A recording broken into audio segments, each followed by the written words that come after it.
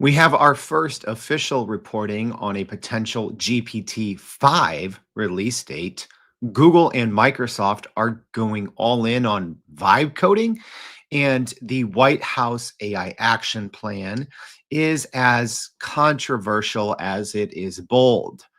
You can spend hours every single day trying to keep up with what's happening in the world of AI and how it impacts your company or career, or wild idea here, just spend your Mondays with us as we cut through the fluff, the marketing, and the hype and bring you the AI news that matters.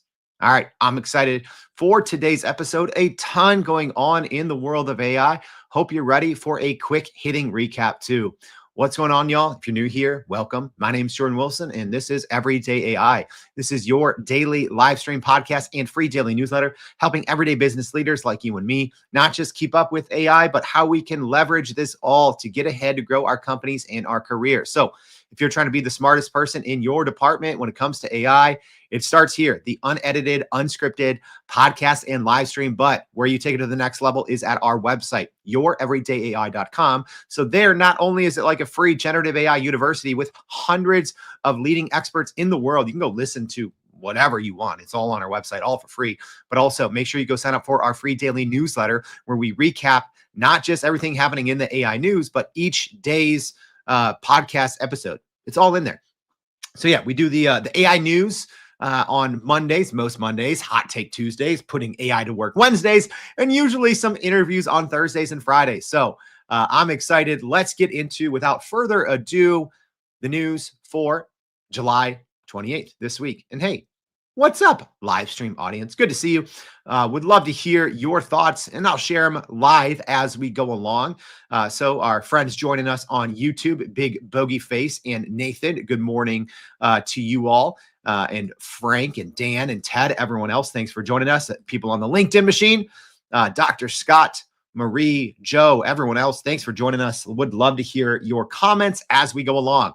So our first piece of AI news, pretty big one here. We have our first official reported date anyways for the highly anticipated GPT-5 model from OpenAI. So according to The Verge, OpenAI is expected to release its next generation GPT-5 language model in early August. So this release is very notable because it arrives ahead of previous expectations and before the day of what we've been hearing is a potential OpenAI open language model. So OpenAI CEO Sam Altman confirmed on X, or Twitter, as most people call it, that GPT-5 will be released soon and showcased the model's advanced reasoning abilities in a recent podcast appearance. So according to reports, Altman described GPT-5 using it as a here it is moment in terms of AGI, when GPT-5 instantly answered a question he could not, based on his own personal context, highlighting the model's leap in problem solving. So GPT-5 will reportedly include a mini and a nano version, which will be accessible also via OpenAI's API, broadening its reach for developers and businesses. So the new model will integrate OpenAI's O3 reasoning capabilities, which were originally planned for a separate release. So they're kind of trying to anyways streamline the company's product lineup. Also, we've seen kind of reports in Microsoft Copilot of a forthcoming GPT-5 model selector inside of the web version of Microsoft Copilot, as engineers there have reportedly been preparing server capacity for GPT-5 since earlier this year. Also, there's been some models that have popped up on different model evaluation platforms, such as the LM Arena, where you can go and test out different upcoming models, some of them named, some of them code-named. So a lot of reported code-named models have been popping up and sometimes getting deleted, including ones named Summit, Zenith, Lobster, Nectarine, and Starfish. I was able to play with these just a little bit. Sometimes it's a roll of the dice, quite literally, to be able to get these random model selectors if you're going in a head-to-head battle. That's the only way that they're going to come up while using LM Arena, and very impressive results so far. So if those truly are GPT-5 or variants, right, whether you have a full or a nano or mini version. Pretty impressive so far. And this has been one of those things. The GPT-4 technology is now more than 2 years old. So OpenAI, and I've been saying this now for like 18 months, they've had no real reason, I think, to release GPT-5, at least over the past year or so. I'd say that's probably changed because it's always been one of these things where OpenAI has been able to essentially release an updated version of its GPT-4o model, again, based on the 2+ year old GPT-4 architecture. And essentially, when they have recently updated their GPT-4o model under the hood, it's benchmarked very well, usually a top 1 or top 2 model. And I think that's changed, at least with their base model, because the Google variants of Gemini 2.5 Pro have been dominating over the last 2 to 3 months. So maybe OpenAI is finally starting to feel the pressure of not having what's widely considered the best all-purpose model, with Gemini 2.5 Pro being a reasoning model. So we've heard reports now for more than a year that the GPT-5 will be more of a system, and it's going to kind of select the best model. So it might select, as an example, O3 Pro. It might have some new variants of GPT-5 replacing GPT-4o, but we could now find out actually in a week or so, right? Here it is, the last week of July, and we're seeing confirmed reports now, right? We've heard mumbles for the last year. Oh, GPT-5 is coming out, and I've been saying no, it's not. I think this is the first time when I've seen a legitimate report from a news organization saying, yeah, this is probably something that could come out in the coming weeks.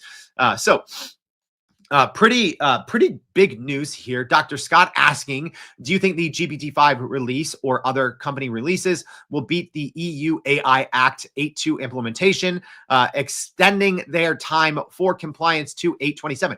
I'm not sure, but if I'm telling you the truth, I don't think OpenAI, at least right now, is that concerned about the EU AI Act, because it's the US, right? That's where the enterprise business customers are. That's where the appetite is. That's where the growth is. Obviously, there's other countries that are, they're concerned about in their long-term plans, but you want to have the best model for the US because that is where the majority of enterprise customers are located, and that's where the money is. It's in the enterprise customers. So, rollouts across different markets will be slower for sure. All right, our next piece of AI news, vibe coding. Google going all in.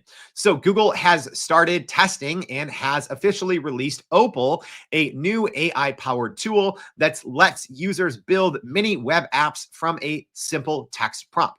So Opal is available through Google Labs right now in the US and is designed to help anyone, even those with no coding experience, create and share web apps quickly. So users can describe the app that they want in natural language, and Opal uses Google's AI models to generate it, then allows further customization through a visual workflow editor. So the tool offers a gallery of remixable apps as well. So if you don't know how to get started, that's a great way to do it, making it pretty easy to start from existing templates. And once an app is built, this is pretty cool, users can publish it online and share links for others to test it using their own Google accounts for access. So Google's, and that's a pretty big piece there, right? So you can literally embed Google's AI into an AI app that you create. But then it's like, okay, well, who's ultimately paying for it? So as long as users have their own paid Google Gemini accounts, they can use it. So it's almost like you're spinning up a version of, ChatGPT or Google Gemini with specific features or functionality, and you can use it instantly in production, which is really cool. So Google's move here signals a push to make app development accessible to a wider audience, not just professional developers. Also, this launch puts Google in direct competition with other no-code and low-code platforms, such as Cursor, Lovable. Canva has their new AI app maker, Figma, Replit. I mean, there's dozens of other companies and startup tools that are getting into the vibe coding. And also, Google has had other kind of vibe coding tools, right? But I think this is bringing it to an even less technical audience, if that makes sense. Also, I've been pretty bullish on a simple feature that's been living inside of Google Gemini now for more than a month that we've shared about on our Put AI to Work on Wednesdays series, right? So if you're using Google Gemini, there's actually a very little wand icon in the lower right-hand corner.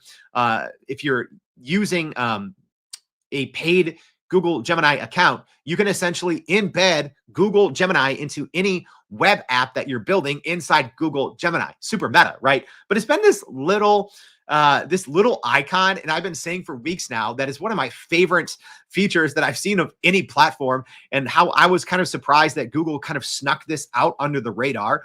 And it seems like there were bigger plans for this all along. So it seems like that little feature or functionality inside Google Gemini is now getting a complete rollout via Opal, which makes sense, right? I'm like, this is too good to be true to be kind of a hidden feature inside Google Gemini. So we'll definitely, Opal, let me know.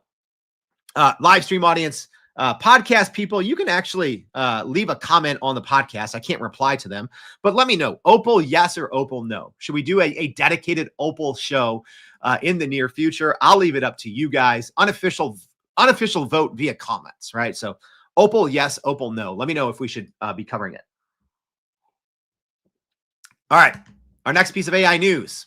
According to the Financial Times, Nvidia's most powerful chips are still flooding China despite a U.S. ban.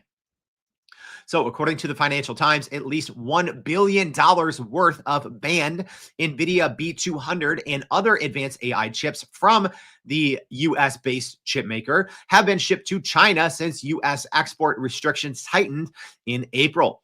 So the US government banned the export of China-specific H20 GPUs and similarly powerful AMD MI308 chips, but Chinese companies have reportedly been able to continue to access these products through secondary black markets and global trade loopholes. So specifically, if we're looking at NVIDIA's B200 chip, which is one of the most powerful in the world, and is especially in high demand globally, with prices in China reaching up to 50% higher than US levels. So as an example, that's one rack of B200 GPUs is selling for $420,000 to up to $500,000, netting those resellers, those people on the black market, over $100,000 in profit per sale. So a pretty lucrative kind of gray market or black market business in bringing these banned chips from the US to China. So despite NVIDIA and its affiliates not servicing or supporting officially these chips in China, growing demand and profit margins have fueled a thriving black market. So NVIDIA CEO Jensen Huang has downplayed the scale of unauthorized chip sales, but he and former U.S. Commerce Secretary Gina Raimondo have both questioned the effectiveness of U.S. export controls of chip sales to China, warning that they may actually backfire by accelerating China's domestic AI hardware development. So U.S. authorities are pressuring allies to crack down on smuggling, but it looks like that this hasn't happened yet. So pretty, I won't say interesting, because we all knew this was happening, but some worthwhile and helpful reporting that's coming out that's just showing the scale of this. Also, with the new White House AI action plan, this is extremely relevant. Speaking of that, that is our next piece of AI news. So President Donald Trump's White House has unveiled a 90 plus action. So 90 plus different action items in their new AI action plan, and has signed 3 executive orders on AI, launching over 90 government actions to accelerate AI innovation and outpace global competitors, especially in China. So this came in the middle of last week as the White House officially unveiled their White House AI action plan, which is structured around 3 main pillars, which is speeding up America's AI AI innovation, building up their tech infrastructure, and strengthening U.S. leadership in international AI diplomacy and security. So well, it's pretty simple what they're doing here. The three pillars are three I's: innovation, infrastructure, and international leadership. So key actions in the White House AI action plan include updating federal procurement rules to require agencies to purchase only ideological neutral AI. That's going to be a mess. Removing federal regulatory barriers around AI and limiting federal funding to states that decide to regulate AI on their own. So one executive order entitled Preventing Woke AI in the Federal Government, called that anyways, mandates that agencies only use AI systems that are deemed unbiased by the administration and directs the Office of Management and Budget to issue new guidance for AI assessment. The plan specifically targets the removal of references to misinformation, DEI initiatives, which are diversity, equity, and inclusion, and climate change from federal AI guidelines, with a senior official calling DEI the main target. The administration will consider a state's AI regulatory climate when making funding decisions, which is definitely going to be challenged in court because this is going to reduce federal support for states that decide to legislate AI on their own.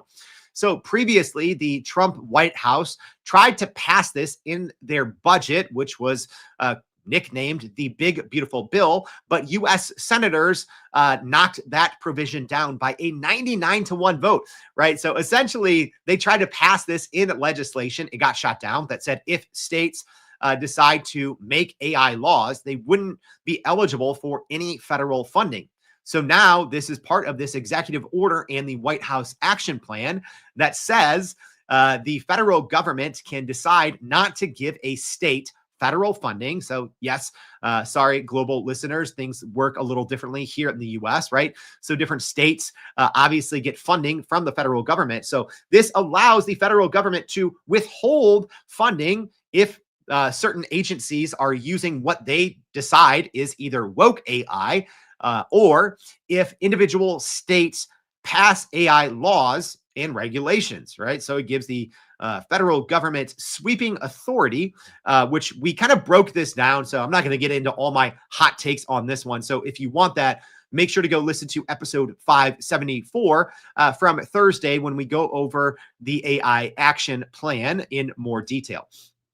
But yeah, expect actually a lot of Republican infighting on this one. So whatever Republican state decides to regulate and legislate AI first, there's going to be some federal funding fights and probably some legal challenges also, because a lot of civil society organizations, including the Center for Democracy and Technology, have criticized the plan for overlooking responsible AI development and for provisions that could penalize states and dictate what is considered truthful AI. So yeah, I would assume a lot of legal challenges and a lot of Republican infighting on this one in the months to come.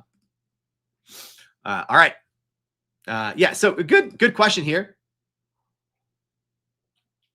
From Graham, just saying, like, how do you think they're going to be able to police this? Yeah, it's going to be the Wild West, right? I think the White House, it depends on how much noise that they want to make and what else is happening on the political climate, to tell you the truth. Right. I have a little bit of a background in, I covered politics, for the Chicago Sun-Times at the federal, state, and a little, at the state level and a little bit on the federal side. So I do have a little bit of experience in this, but it honestly depends, right? It depends on how quickly some of these legal challenges are going to go through. If anything in here is ultimately going to get overturned, right? Because so much of what happened in the White House AI action plan was actually just by executive order and by essentially dangling federal funding in front of states. So we'll see how these legal challenges play out in the courts, because there will be many legal challenges to the new White House AI action plan. All right, next, Microsoft is following suit with Google getting in on the AI vibe coding. So Microsoft-owned GitHub has released a public preview of GitHub Spark, a new AI-powered feature that allows users to turn natural language ideas into full-stack apps in minutes. So right now, Spark is available to GitHub Copilot Pro Plus subscribers for $39 per month or $390 per year, with users getting up to 375 messages per month and a limit of 10 active app building sessions at a time. So interestingly enough, this tool leverages Anthropic's Claude Sonnet 4 as an available model and allows users, even non-technical users, to just use plain English and also provide a visual editing environment or assist with traditional manual coding. Once an app is published inside GitHub, users can publish it to or create a new GitHub repo with a single click, streamlining the process from idea to deployment. So interesting one here from Microsoft and GitHub, making this only available right now to GitHub Pro Plus users, although according to GitHub, they did say Spark will be made available to non-Copilot Pro Plus users. That's a mouthful, by the way, in the coming weeks. So essentially, you have Microsoft and Google, the two biggest players in the enterprise tech space, going all in on the same week with vibe coding apps, right?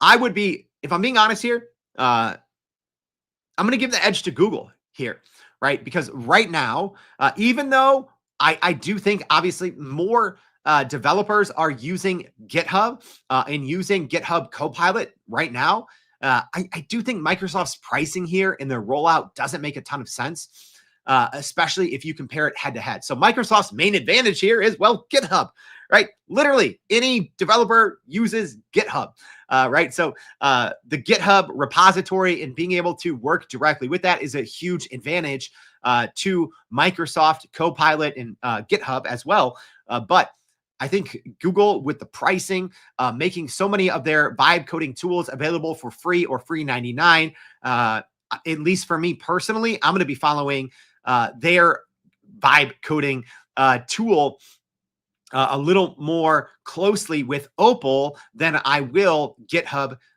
Copilot Spark.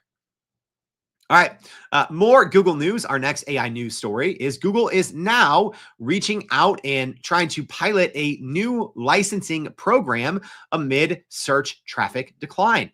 So Google is now reportedly reaching out to 20 national news outlets with licensing deals to train its AI models, according to reporting from Bloomberg, marking a significant change in strategy as competitors like OpenAI and Perplexity secure individual publishing partnerships. So this move comes as Google's share of the global search market has dropped below 90% in 6 of the past 7 months, which hasn't happened in more than a decade. And that's according to SimilarWeb. So essentially, there's been a huge uptick in ChatGPT search traffic, people using ChatGPT and Perplexity and other AI search or AI chatbots as search engines, which has cut into Google's traditional search traffic. So now news publishers have expressed concern that Google's new AI overview features, which summarize news above traditional search results, could reduce their organic search traffic by up to 60% as users get information without clicking through to publisher sites. And a new Pew Research study shows that traditional kind of blue links get about a 15% click rate, whereas those in AI summaries get less than that at about 7%. So these numbers with publishers saying they're losing about 60% of traffic are checking out on the research side as well. So according, and with some examples, according to SimilarWeb's data, the Wall Street Journal's share of overall search traffic has fallen from 29% to 24% over the past years, while the New York Times share of organic search traffic in their individual websites has dropped from 44% to 36%. And you might say, oh, that's a 5% percentage drop. Well, yes, it is. But those are, roughly 20% drops individually in their own kind of makeup of traffic to their website, which is huge. So until now, Google's only major licensing deals were with the Associated Press and Reddit, while OpenAI has partnered with a ton of publishers, including Condé Nast, Dotdash, The Atlantic, and Perplexity has deals with the LA Times and The Independent, as well as others. So Google's new pilot project, which includes initiatives like its Pinpoint research tool, Journalism AI Innovation Challenge, and newsroom training for its Gemini app and other tools, signals a push for Google to repair relationships with publishers whose content is vital for Google, both search and for AI development. According to Google's blog post, the company is exploring and experimenting with new types of partnerships and product experiences, but has not shared specific details about its plan or conversations with publishers. And y'all, I've been saying this literally for 2+ years. I said for major publishers, there's only 3 options. Number 1, you strike a deal with Google, OpenAI, Perplexity, Claude, etc. That's number 1. Number 2, you sue them, right? Which we've seen plenty. Or number 3, you potentially go out of business. There's literally no other way that this shakes out. But this is the first time that we've seen a more partnership approach at large from Google with this new kind of push going after 20 national news outlets at once. So we'll definitely be following this because it's actually really important, not just for how we all search the web, because that's changing and it's going to AI first, right? And we're using these AI chatbots and, probably Google AI overviews or AI mode to do business related research, but then also on the publisher end, right? So many companies, not even just online publishers, their models, right? Even look at Everyday AI, for example. Our business model is we put out as much free information as possible. We hope that people discover it, right, on Google search or on YouTube, whatever. And then we hope that they subscribe to our newsletter, right? That's our way to monetize, right? However, even our stuff, right? We're a smaller, publishing company. Our stuff is in all the AI, search engines. So it's something that affects even your business, right? You probably don't know how your company, right? Unless you're in marketing, advertising, or something like that. But so many companies that even you wouldn't think, thrive from SEO, thrive from lead gen, from different marketing funnels. This is so many companies' playbook. And it's really been flipped on its head right now because you're getting and your potential customers are getting all of these answers without ever visiting websites now. And we'll see how this plays out because, Perplexity and OpenAI, as an example, are starting to roll out checkout features in app. So you won't even have to leave, OpenAI's ChatGPT or Perplexity to shop for things now. So, there still will be a way, I think, for people who sell who sell physical goods to still compete without sending users to their website. But this is actually a lot bigger than most people realize. All right, our next piece of AI news. Microsoft's Clippy is kind of making an AI version comeback because Microsoft has launched a visual avatar for its Copilot AI chatbot, giving its Copilot character or avatar real-time facial expressions, gestures, and conversational memory. So the freshly rolled out Copilot Appearance is what it's called. Right now, it's available as an early preview inside of Copilot Labs and is currently limited to just the web version of Copilot. So essentially, there's a cutesy little raindropped shaped little robot character that users can talk to. And you can activate the avatar by entering voice mode inside Copilot Online, clicking on the microphone icon, then toggling on Copilot Appearance in voice settings. So when enabled, Copilot responds to voice inputs with smiles, nods, and other nonverbal cues, aiming to make conversations more natural and engaging. So Microsoft's AI team, led by Mustafa Soliman, says the goal is to give Copilot a lasting identity, presence, and even a digital room where it lives and ages. So this marks Microsoft's latest attempt to humanize its digital assistants, following earlier attempts from decades ago, like the animated Clippy, which was often criticized for being intrusive. So right now, the feature is only live for select users in the United States, UK, and Canada, with no timeline yet for a global rollout, aside from being available online via Microsoft Copilot inside Copilot Labs. What do you guys think? You guys excited to see an kind of an AI version of Clippy make a comeback? I don't know. For me, at least when it comes to interacting, with different AI, voice assistants, I don't need the cutesy animations, the drawn out. That's me. I know some people like it. If I'm talking to a voice assistant, I want it to be direct. I want it to be fast. I don't want it to be, overly verbose and, give me a 900 word answer when I'm looking for 9 words. So at least for me, the new Copilot appearance, probably not something I'm going to be personally benefiting from. I could be wrong, right as it starts to roll out, kind of this aging thing, in where it better understands your conversational history. But at least on the surface, I'm not here for it. Maybe people are. I don't know. Maybe people miss Clippy. All right. Our next piece of AI news, which I've been saying has been coming for a very long time. Netflix has announced that it used generative AI for the first time in one of its blockbuster original scripted TV shows. So the milestone happened in its new original series, El Eternauta. Hopefully I got that right. I haven't watched it yet. So it's El Eternauta. I think that's how it's pronounced. We'll see. An Argentine science fiction series on Netflix where AI-powered tools helped them create a building collapse sequence in Buenos Aires. So according to Netflix co-CEO Ted Sarandos, the AI-enabled visual effects sequence was completed 10 times faster than it would have been with traditional visual effects methods.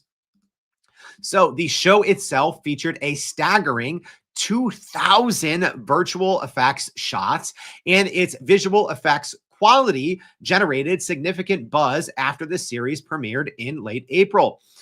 So Netflix claimed that AI will only be used to lower cost and speed up production, but also make advanced visual effects like de-aging accessible to more creators, not just big budget projects. So Netflix has previously faced criticisms for its AI use, including AI manipulated images in documentaries and reconstructing the voice of a murder victim.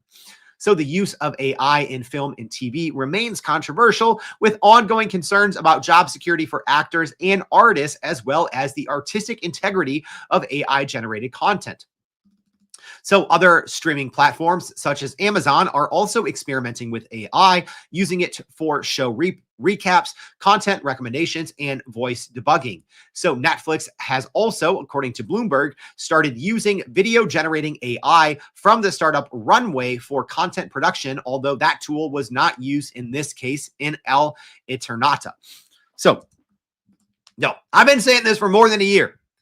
AI generated video is going to be the norm, right? And we're going to start seeing it without even knowing, which is in this case. So actually, the visual effects for this show have gotten positive reviews, right? Which is why a lot of people were kind of up in arms when it was revealed that Netflix used generative AI video tools to help create some of these visual effects scenes. Y'all, I think it started honestly, with the rollout of certain video features in Adobe's platforms where you could use generative AI to extend a scene by 4 seconds. But I do assume that by this time next year, a good percentage of the TV shows and movies that we watch on the big screen are going to have elements of generative AI.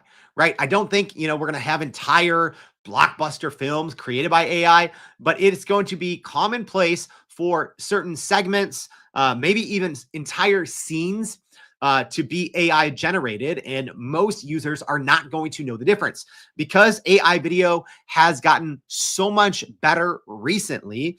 And if we're being honest, if you compare it to text generation, it's a little expensive, right? So this is one of those areas that the big players are actually able to monetize, where we've seen reports when it comes to AI chatbots. Some of these big AI labs are actually running them at a deficit, but the most powerful AI video tools in the world are a little bit more expensive. So I do think that they've kind of found a good product market fit here, and I do see that continuing to be the trend over the next couple of years. And I've said this: you're going to be watching entire AI shorts. I don't think, by this time next year, we're going to be watching entire, blockbuster films that are AI generated, but they will all have AI generated scenes, AI generated effects. Essentially, when it costs, a company millions of dollars or multiple months when they have to go reshoot something, right? For a couple, 10 different 10-second scenes, they're just going to use AI, right? And the majority of audiences are not going to know the difference. All right, our last piece of AI news: the AI-driven fraud crisis is coming. So OpenAI CEO Sam Altman has just issued a strong warning about the risk of AI-driven scams and impersonation, speaking at a Federal Reserve event attended by major U.S. financial institutions. So Altman told the Federal Reserve that AI has already defeated the most current authentication methods except passwords, and called it crazy that some financial institutions still rely on voice authentication to move money, because AI can literally copy anyone's voice without any needed authentication, right? Anyone in seconds can copy and clone anyone's voice on the internet, right? It's not exactly legal to do, but it's extremely easy. So Altman warned the group that the world is on the edge of a quote unquote significant impending fraud crisis, with AI-powered voice and video impersonation scams already targeting parents and even high-level government officials, which we shared about on the show a couple of weeks ago. So the FBI has previously cautioned about these AI cloning scams, and U.S. officials recently reported an AI-generated voice impersonating Secretary of State Marco Rubio in attempts to contact foreign ministers and politicians. Yeah, it's going to happen. And plenty of people are going to be duped by this, I would say, in the next year, until it is really widely known how good AI voice cloning and even video cloning is, right? I think we live, if you're listening to this podcast, watching the live stream, I think we kind of live in an AI bubble, and we just assume that everyone knows that anyone can go clone anyone's voice in seconds and make it sound indistinguishable from the real person. And the same thing with video. But here's the reality: 99% of the global population has no clue that this technology exists at the level that it exists now. It is very hard to tell the difference between what is real and what is AI generated. So OpenAI is expanding its policy presence, announcing a new Washington, D.C. office to work with the federal government on AI policy, train government officials, and research the economic impact of AI. So despite these risks, OpenAI has urged the Trump administration to avoid regulations that would make it harder for U.S. companies to compete globally, especially against China. So yeah, you kind of have these two competing storylines here, right? So Sam Altman essentially warning federal officials that these AI-generated fraud is going to lead to a crisis, yet at the same time, the White House essentially gave big tech a free pass to build AI however quickly they can. So part of it makes sense on the surface, right? Regulation is going to slow down the global AI race. And let me tell you this: the global AI race, it's not about the military. It's not about, precious materials, gold, silver. It's not about oil. It is about AI. It is about the most powerful chips, number one, in the most powerful models, right? That is the future of global superpowers, is whoever wins In AI, whoever achieves artificial general intelligence, artificial super intelligence first, gets an unfair advantage for probably years or decades when it comes to being a global superpower. So, pretty interesting story here because Sam Altman, on one side, is trying to warn, rightfully so, the federal government that we are going to see an impending AI driven fraud crisis. Yet at the same time, all the big tech companies don't want to be regulated, and it looks like the White House isn't going to regulate them. So, what this is ultimately going to lead to is a pretty huge AI fraud crisis. Altman's comments came, like I said, at the same time as the White House unveiled its AI action plan. And Altman has voiced concerns about bad actors misusing AI superintelligence for attacks like targeting power grids and creating bioweapons, and about society losing control over powerful AI systems. So, on the topic of jobs, Altman said that while entire classes of jobs will disappear, new work will emerge, though he believes no one can accurately predict the full impact of AI on the workforce. All right. Let's do a quick recap now of our new kind of rumors and rants, or kind of what's new and what's next. Yeah, there was a ton announced that didn't make our kind of big AI stories. So here they are. All right. So OpenAI has announced a new deal with Canvas, the AI educational tool, which is a little confusing considering it has its own Canvas mode. Microsoft Copilot Vision will be rolling out in select Windows 11 PCs, so not just on the web. Google Web Guide, a new way that AI search is grouped together, has just been announced, and Google is starting to test it. Runway has announced Aleph, hopefully that's how it's pronounced, a new video editing tool for multiple task visual generation. Creating multiple AI video scenes at once. Google has started to roll out its new AI-powered try-on shopping feature. So much Google stuff. Google Photos has released a new AI remix feature. ChatGPT is starting to roll out a new personality feature, at least on the iOS app, that kind of predetermined ways that ChatGPT will respond. Microsoft Copilot's new research is now editable. So inside Microsoft Copilot, they have their version of deep research. Before, the plan was not editable. Now it is. And it also now is going to show the chain of thought summary, which is pretty cool. xAI's Grok is getting a new task automation and app connectors soon. One I'm very excited about, Notebook LM has started previewing. So we've seen the first actual videos that Notebook LM has produced, which I think are going to be insanely popular, just as popular as the Notebook LM podcasts are. Claude may soon be getting temporary chats, file downloads, and memory. And now Claude Code allows for creating sub-agents that can work together. All right. That was a ton. Let's quickly recap the major AI news stories that matter for the week of July 28th. So OpenAI is set to reportedly launch GPT-5 in early August, according to The Verge.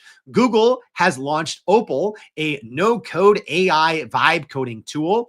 Nvidia B200 AI chips are flooding China despite a U.S. ban. Reportedly, at least $1 billion worth of banned chips have made their way into China, according to reports.